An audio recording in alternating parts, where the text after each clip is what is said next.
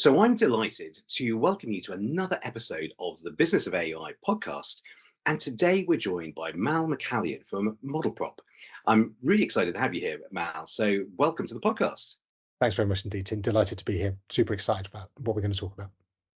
Excellent. Loving the bit of branding going on there as well. I think it complements the green very well, having that orange there. Thank you very much.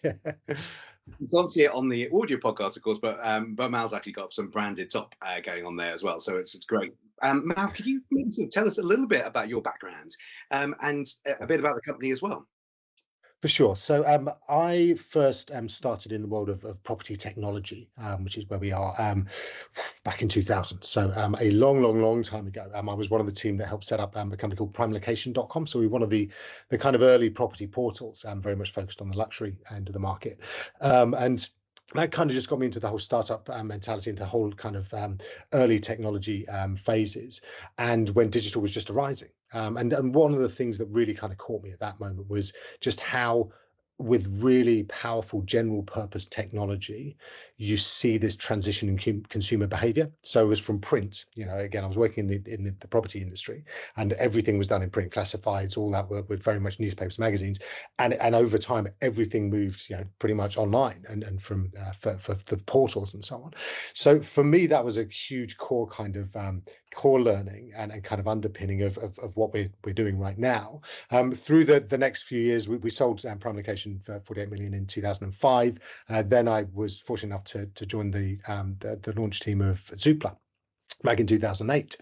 And again, that was an amazing journey and really great fun. And again, kind of, reminded me of just how much fun startups and all that sort of stuff are.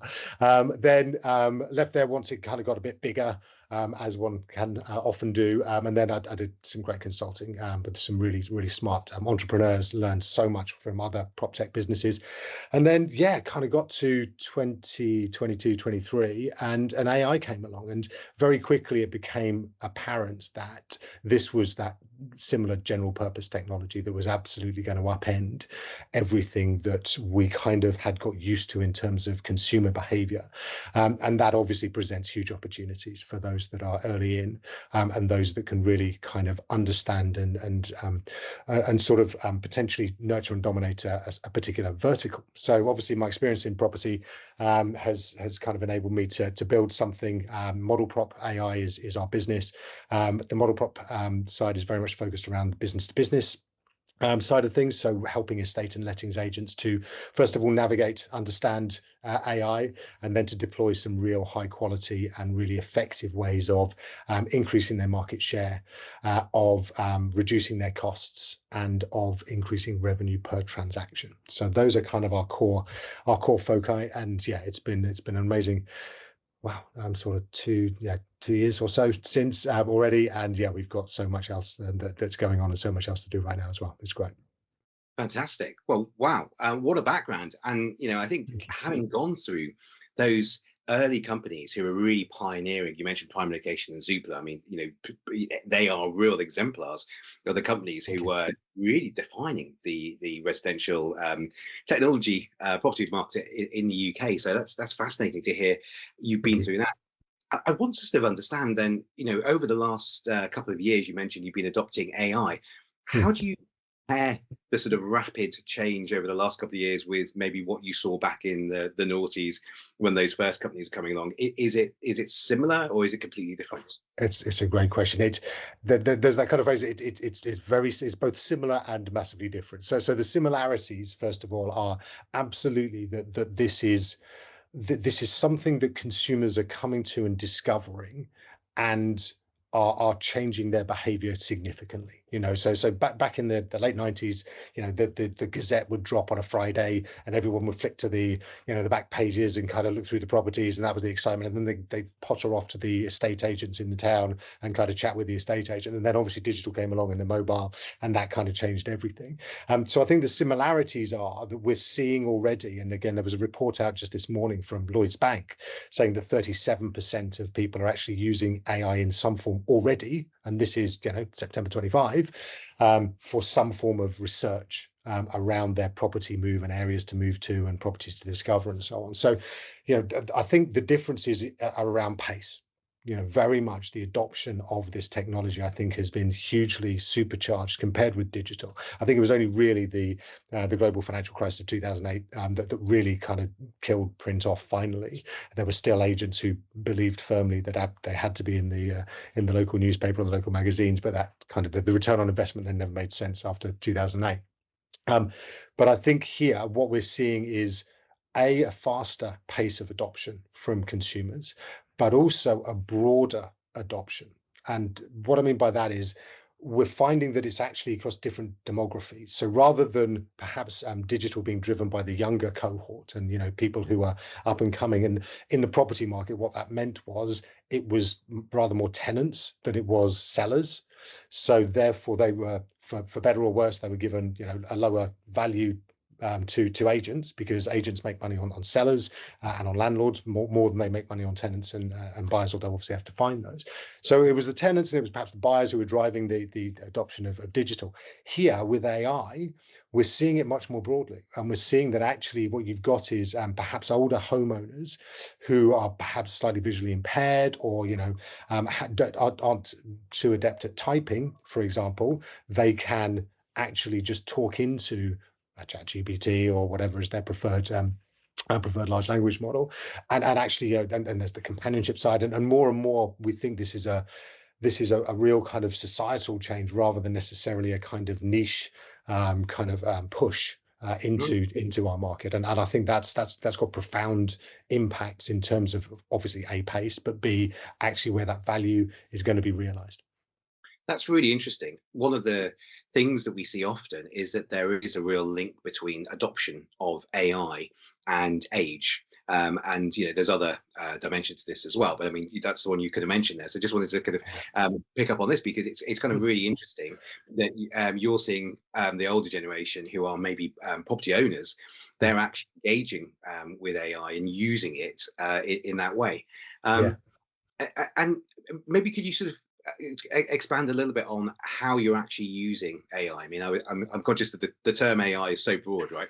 And there's everything from chatbots at one end to Gen AI to data science. So what are the bits which you're actually using? And is there any difference in how people are engaging with them?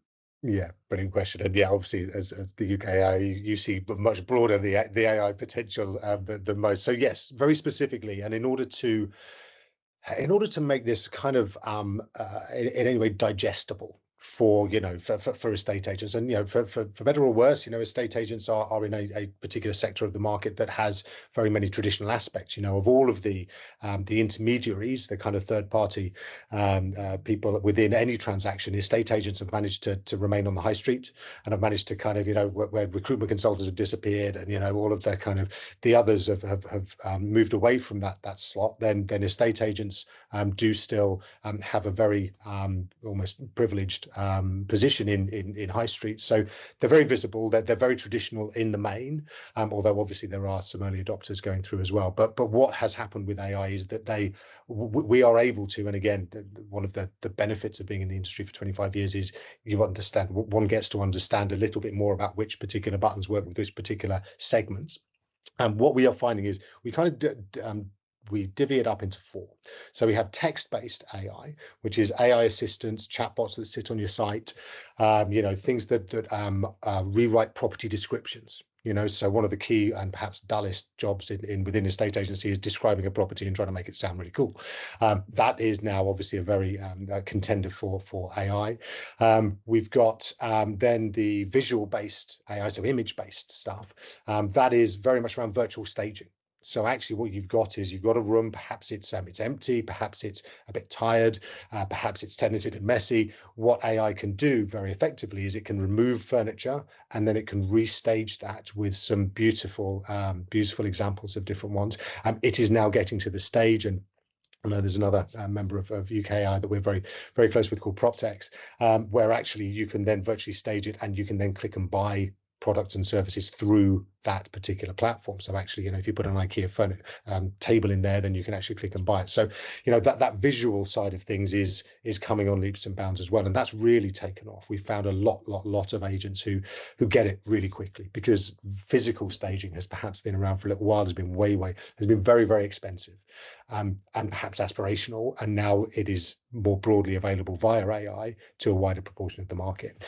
We also look at videos, so we actually create from video stills. So if you imagine you've got a property listing on an agent website, it's got 14 photos and some text, then we can actually combine those images together and animate them. So actually make them move. We can get AI to write a script of 45 seconds of description of the property in the agent's tone of voice.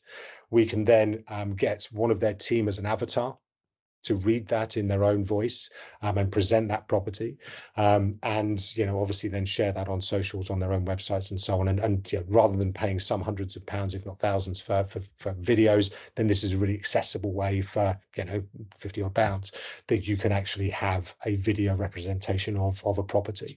And then the final piece is we do audio as well at this point. So we have a voice AI receptionist for estate agents that can basically handle all your calls. It can transfer calls, it can take messages, transcribe them. It can also, we've connected with some of the CRM systems, so some of the softwares within estate agency, and it enables consumers to actually book viewings directly into the system via the voice AI. So yeah, we've been busy, I think, over the time, and there is lots and lots. And what we find is, and the reason why we set it up this way is, for many agents, one of these is the entry point, and what is going to make them comfortable with this technology. Because again, going back to my history with digital, what you find is if you try and just blast into a estate agency and drive it in and say you've got to adopt internet, the internet is the thing, then many of them are resistant to it. However, if you just kind of drop in a £99 per month product, or a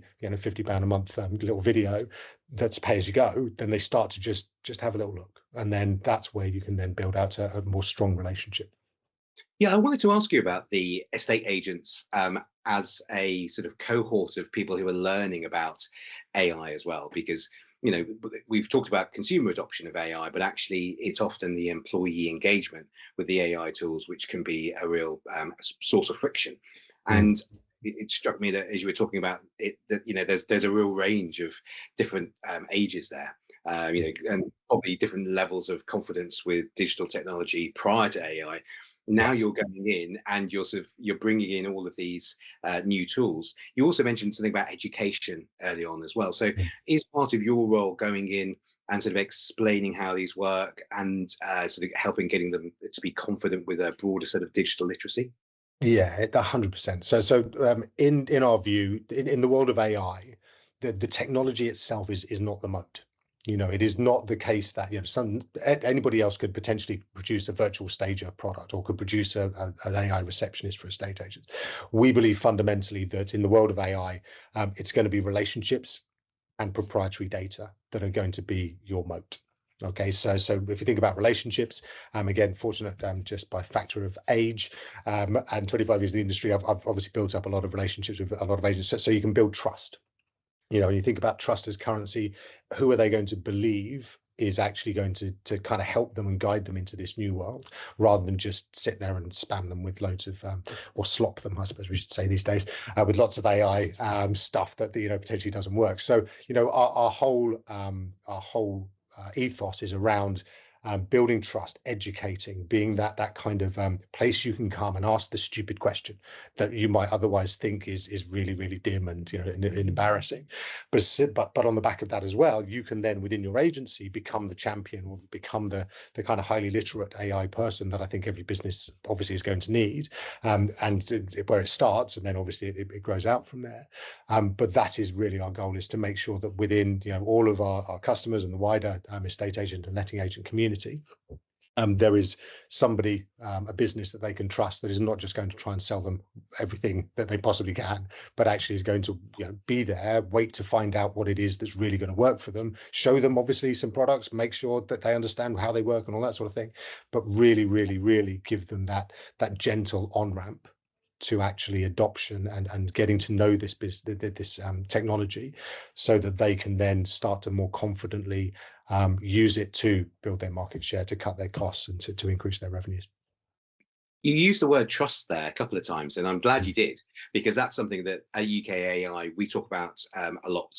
We talk about responsible AI as an industry, but we also one of the kind of key things we're seeing is that there's a real lack of confidence both in consumers and employees, and the only way that we can overcome that is through broader education that then builds trust. And the trust between the consumers and the brands, and between the employees and the employers, effectively. And I know you've done a lot of work in trust as well. So could you explain sort of, how you've been sort of formulating? I think you call it Trust AI, do you? Yeah, so we have so if you go onto modelprop.ai, our website, at the very bottom, you've got Trust AI. So we actually have this kind of almost like a kite mark, where we kind of have this, like, just to say there is AI in this particular product or service. We are absolutely focused on this idea that trust is your currency. In the world of AI, you need to build trust. And again, the UK AI kite mark is really, really powerful and really important as part of that as well, because that gives that halo effect of that this is a serious series of businesses, and coming together with common purpose and to help.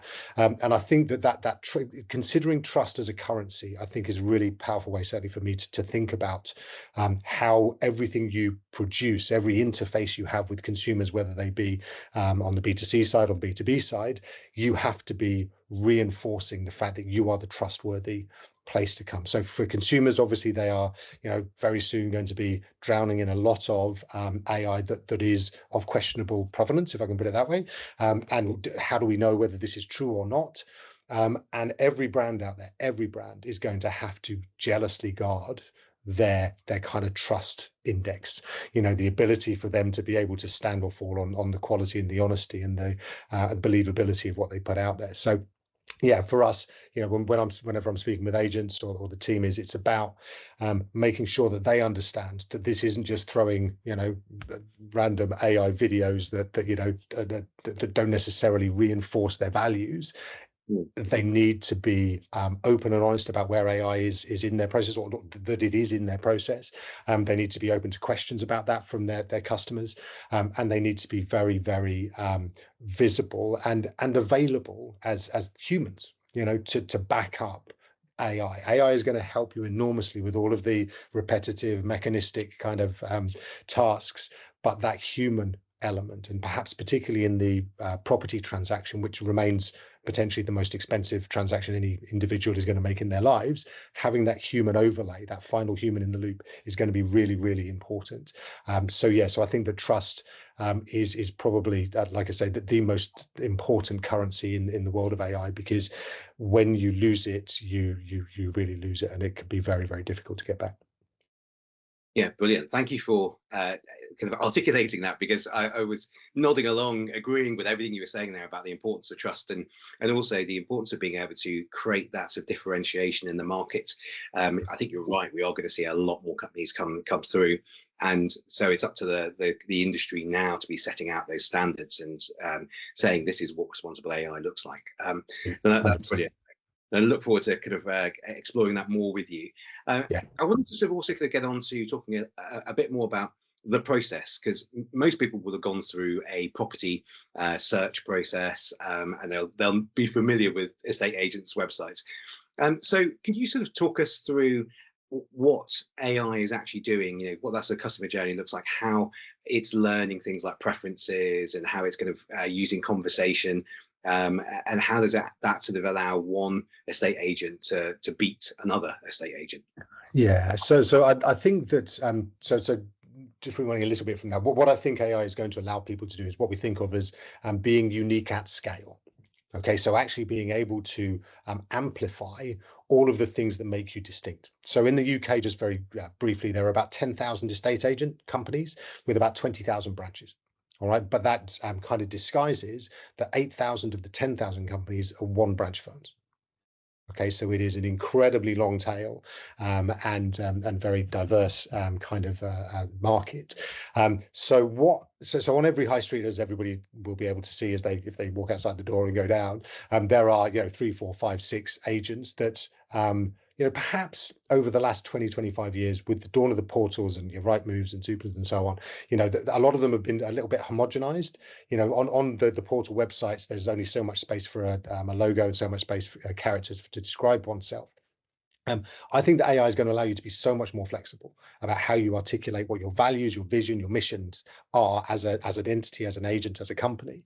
And I think that's going to be really, really powerful for enabling estate agents to set themselves apart. So in terms of the actual journey itself, oftentimes it kind of starts with trying to understand how much your property is worth. Okay, because that informs how much you then got to spend, basically. So, I think that, if you go on to ChatGPT, to Gemini, you can now ask questions about how much your property might be worth, and it will go and it will investigate land registry and it will find out information and so on. So, there are a variety of different ways of using that were not available to you before.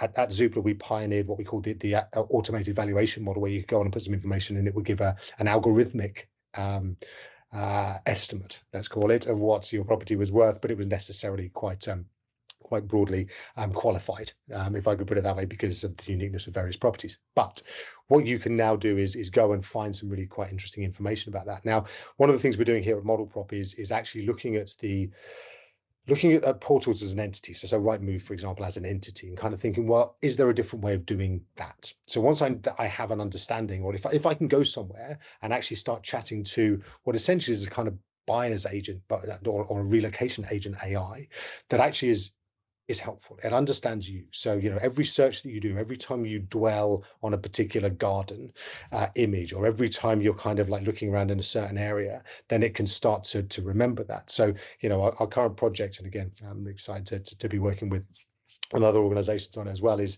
about how do we get AI fully embedded in that process. So yes, you are starting to talk about, look, all I want is my dream home is a 3-bedroom property on the south coast of England with a sea view.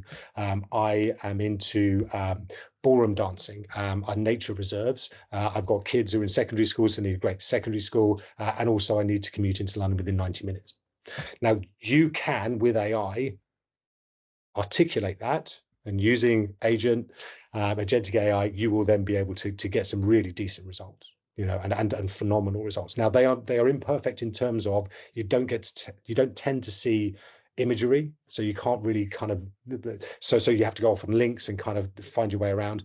What we believe is the future is being able to actually present these properties in a structured and familiar and comfortable environment, have your own kind of space where you can kind of you can have all of these dream homes and all these kind of different properties served up to you. You can chat about, what's the difference between Woking and Guildford in terms of, school catchment areas or crime or flood risk, and all of that data kind of coming back to you. And then, so your jumping off point is much more around what's my lifestyle than what is available. And I think that, particularly for people who aren't necessarily wedded to a particular location, which many of us aren't, then actually this opens up a whole new world of potential property discovery, as we think of it, rather than necessarily property search. So yes, in terms of the process, we think that they're going to be able to articulate a really different way of discovering property. Then what is going to be presented to them in terms of properties is going to be not necessarily just those that are on the market right now, but also potentially those that are off market but fulfill their criteria too. So actually there may be 10 properties that are exactly what you want, 2 of them are on the market, 3 of them sold last year, but another 5, actually perhaps those might be willing to sell if you were able to name a price that would be appropriate. So that side of things, I think, is really potentially powerful. And then when you get on and actually look at these properties, then being able to have these animated videos with voiceovers, with fully interactive visuals, images that you can actually then go click on and then restyle and dress them, and essentially kind of doll's house them. And we think that there's a huge market. Property is the second most important conversation of topic of conversation amongst British people after the weather. So it is something we think that can really capture the mood. So yeah, there's just so much to do. So then you find the property, you are then through to AI qualifying you, to make sure that actually this is going to be worth your time, worth the agent's time, etc. And then there's viewings, automated viewings, as we discussed with the voice AI, and then actually you being able to, as AI further develops, actually being able to kind of direct a viewing from distance and so on and so forth. So I think it's so exciting. There's so much to do. Yeah, it's fascinating to hear the insights there as well. And you mentioned that property is the second most talked about thing after weather. That totally resonates, right? Because people are always talking about it. But I think the use case I hear most often is that sort of like slightly nosy, sort of kind of want to know what's going on with that property down the road, or my neighbour's property over here, or my friend's property over there, or just kind of like that sort of that concept of looking for that sort of dream property that you might never be able to afford, or you're not going to absolutely move to the countryside, but actually, wouldn't it be interesting if? So are you seeing that a lot as well, that people are sort of actually searching for those types of things? And does AI still feed into their preferences in that way? Yeah, exactly. So I think that the kind of unlock here with AI is very much what you've just said. It's being able to say, right, if that property over there ever comes on the market, round the corner, just in that perfect spot with the south-facing garden, with all the right by the school or right by the track, whatever it is, if that ever comes up, then actually being able to set that as a purpose for an AI, or what other properties are very similar anywhere in this particular radius. Yes, we are seeing more and more that when people discover, and again, this is what I think is just so amazing about the pace of AI versus historical technological developments. Once people discover this, then that they're not going back. Then they're not going to sit there and try and type in a location, a price, and a particular bedroom numbers. They're going to just sit there and dream and just articulate. And that we're seeing that. So on our AI assistants that sit in the corner of estate agent websites, you can actually do this natural language search right now. So you can actually go on to various websites. So for example, manningstainton.co.uk is one of them up in Leeds. And you go on and you can actually type in, do you have any properties with a riverside setting that's 10 minutes away from a train station and has a parking space outside it, and an outstanding school nearby, and it will go away and it'll tell you whether they have or not. But that natural language search is really catching fire in terms of people just thinking, well, why would I then actually just use this really restrictive search bar when actually I've got access to a far more nuanced search available right there as well. It sounds like so much is changing, and we've talked about the adoption amongst estate agents there. I hope that it means that they are all sort of coming on at various stages and coming on as new customers for you across the country. But I'm conscious that you're probably talking to them, and one of the main questions they're asking is around sort of return on investment. So when they're thinking about that, what are the sort of KPIs? What are the sort of main metrics that they're looking to achieve and sort of judge the success of investing in this new technology? Yeah, so again, by luck of being in the industry for so long, there's essentially three things that every agent is looking for. The first of them is more market share.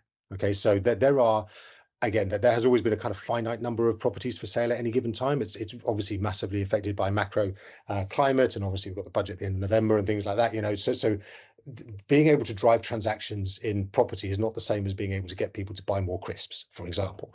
You can't just advertise your way out of it. So there is a market, and you want to get more market share. So that KPI is really, really important. The second one is lower costs. So can I do the same thing for less? And then the third one is, if there are only so many transactions, then can I drive the revenue per transaction as well?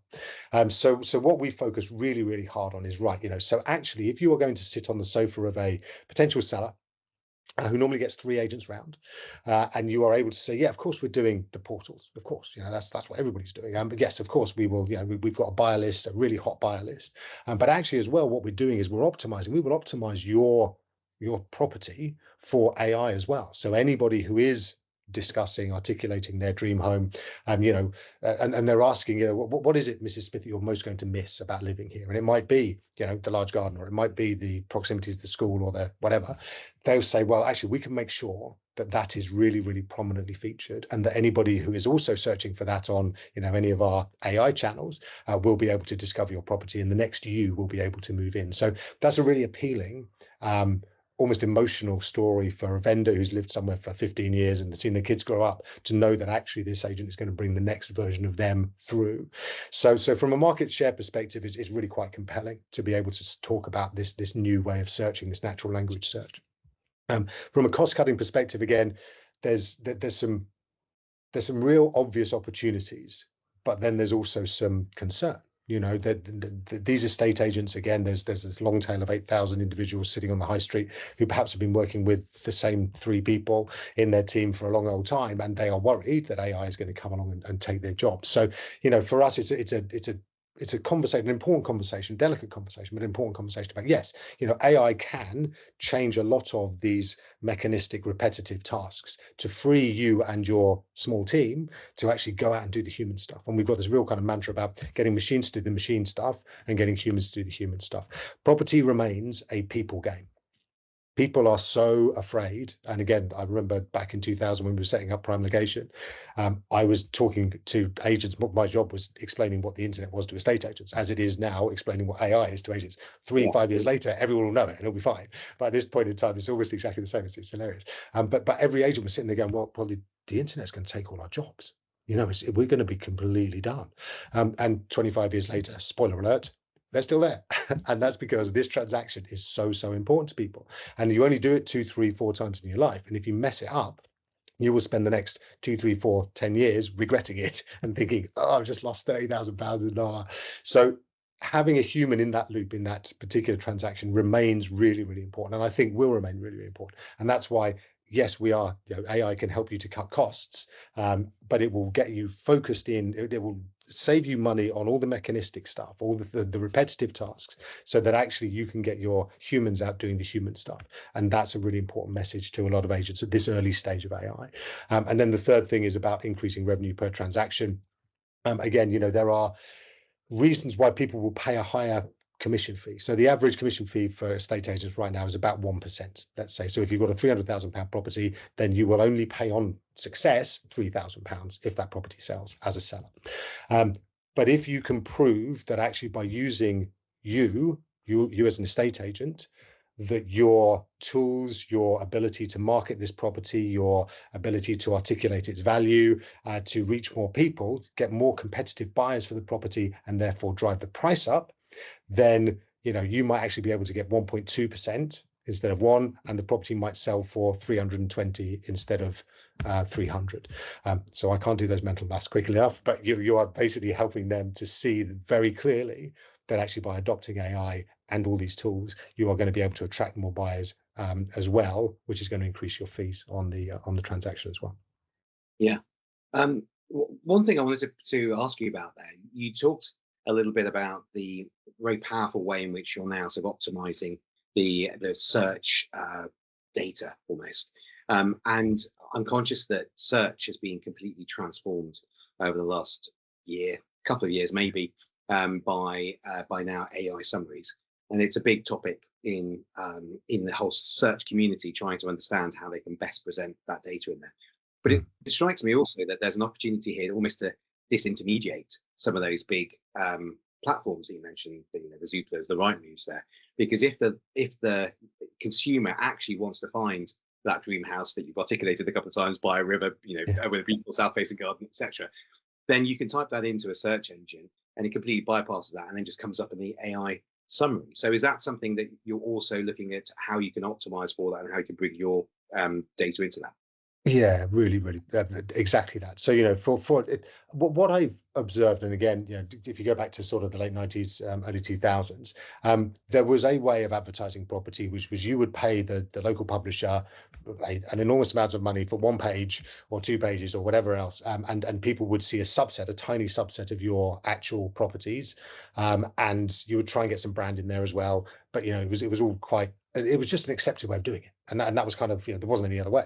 And then when the internet came along, again being there at the start of the portals, to actually see the agents' eyes kind of light up and go, well, I can actually put all my properties on here for 100 quid or whatever it was back in there, and they're like, yeah. So actually, starting to see that this completely upends business models. And I, like you, I think that the business models of the property portals historically, and again, I'm a portal boy, 25 odd years, I know it and I recognize it, and I love it, and I think it was very, very important at the time, but I cannot see that persists.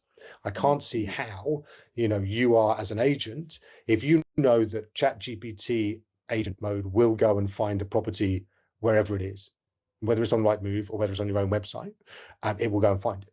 Then why will you continue to pay what has been very high fees to Rightmove? And this may also translate into, Auto Trader and various other property portals or classified segments.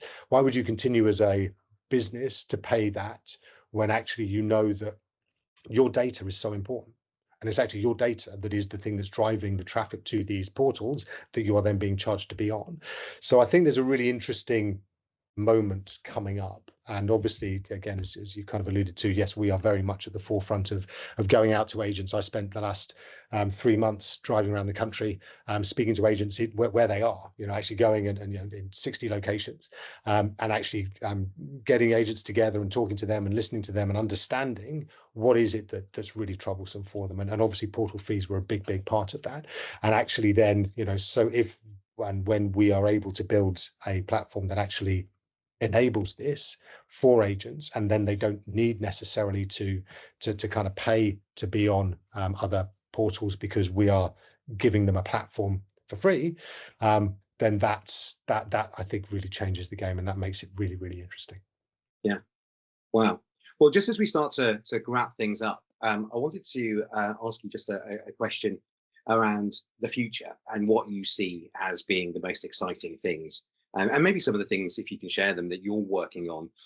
We've talked about quite a lot around, kind of the search, but I'm conscious you're probably looking at lots of other aspects of AI as well. So, what are you most excited about in the future? So much, so much. I genuinely think that when we get agentic AI being able to interact with each other's separate AIs, I think that's the unlock there, I think, is going to be so phenomenal. I think that, again, looking at the industry that I operate in and have called home for 25 years, agents have become very much desk-based and very much screen-based. And I think that what this will do, what this technology will do, particularly agentic AI will do, is it will free them up to go back out into the communities again and actually enable them to interact with other humans, in coffee shops, in golf clubs, in wherever they want. And that, I think, is going to, it's going to almost have a really kind of almost paradoxical effect, where the more the tech is active and doing things, the more humans are active and doing things and actually doing that human stuff. And I think that's going to be the thing that is that transforms what consumers see of agents. Who are good agents? Good agents are now, again, people who are great people and are able to build relationships and are able to negotiate hard on your behalf and are able to bring people into a conversation, and those human qualities of kind of negotiation and relationship building and deal making, all that sort of stuff. I think those are going to be the things that are highly prized, highly privileged. And I think we're going to see amazing increase in quality. I think obviously, potential salaries are going to increase for those particular types of people, whilst others will necessarily disappear. But I think that's kind of, when I kind of look forward to it, people are going to be living in better houses, in the houses that they really want to live in, rather than settling for something that's kind of, 60, 70% what they want, actually going to be able to find that thing that is 90% what they want. And I think that's going to be really, really exciting too. So yeah, it's difficult to pin one thing down that I'm super excited about, but kind of loads of it. Yeah, I think it's a great example that you've articulated in many ways across this podcast around how the technology can actually empower the human to, it's augmenting the part of the human that machines can't do. which is the relationship. You spoke about it in lots of different ways, and that's such a powerful example, because I think everyone can relate to having interacted with an estate agent. They know that that's sort of exactly what you mean when you say they're people persons. And the bit which often gets lost is that people think about the technology, bringing AI in, as being a way of replacing humans. But it's I've started to hear a lot more now about this augmented human concept, and you've articulated it. And this is a perfect case study that I think I'm going to use as a great example to show how companies like yours are actually able to do this. I think the other bit which I took away, which is really powerful as well, is there's a great case study there around skills, and the fact you're able to kind of reflect back in the noughties, that first wave, and how it's similar to that. Gaining the trust of the estate agents, and that's the process that we're going through.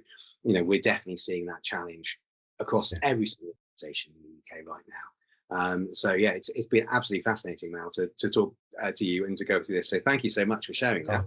Genuine pleasure. I really enjoyed it, and thanks so much for your time, Tim, as well. Look forward to further discussions as well, and getting more involved in all of this. Thank you. Can't wait. Thanks again.